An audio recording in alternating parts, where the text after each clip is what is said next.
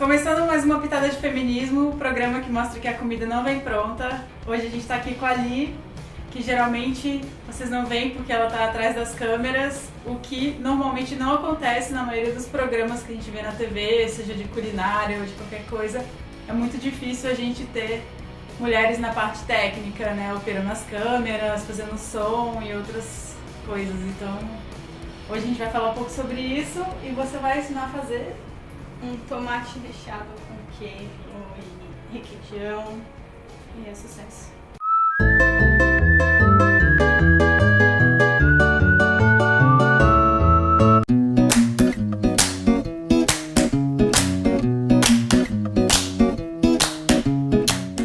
Então, Li, como é que faz? Então, vou cortar o tomate e tirar a semente. que ajuda. Quer? Eu vou cortando e você vai tirando a semente.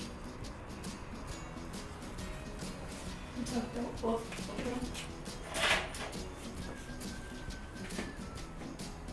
Aí só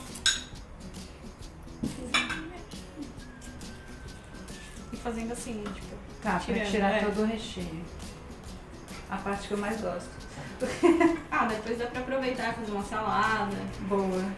E aí, Gui, conta como é que é esse negócio aí da técnica. É massa, né? Porque quase não tem mina e na faculdade também os meninos querem dominar meio que essa parte. E é uma coisa que sempre existiu, assim, né? As mulheres sempre ficavam em segundo lugar. No cinema, no audiovisual. E é uma coisa que foi mudando com as leis de incentivo. E as meninas começaram a atuar um pouco mais, não tanto, né? Porque os caras ainda estavam dominando. E quando elas começaram a atuar, elas traziam também pautas do feminismo. Na Europa, quando começou, elas começaram a produzir como diretoras, traziam pautas do feminismo para dentro dos filmes, tanto no documentário quanto na ficção. Sei lá, falavam do corpo da mulher, contra tornar um objeto, da própria sexualidade. Então já começou meio que falando da nossa pauta, né? E hoje, apesar de ter bastante, assim, produtora, que não vê diretora, roteirista, então é uma coisa que fica meio invisível aí, né? É assim que é pra ficar? É assim mesmo. Que a Gente, vai é deixar assim, bem- ó. Bem peladinho.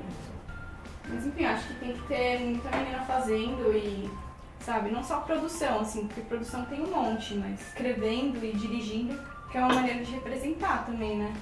Tipo, o cinema representa quem tá fazendo ele, então a gente tem que começar a fazer pra representar a gente, né? É engraçado que a função de produção é geralmente uma das funções um pouco mais chatas, assim, né? Digamos, porque é a função que é uma das mais correrias, mais que você tem que se dedicar, correr atrás mesmo. Pensar em absolutamente todos os detalhes, é tipo gerir uma casa, né? Fazer o negócio funcionar. E geralmente é uma função que fica para as mulheres, assim, né?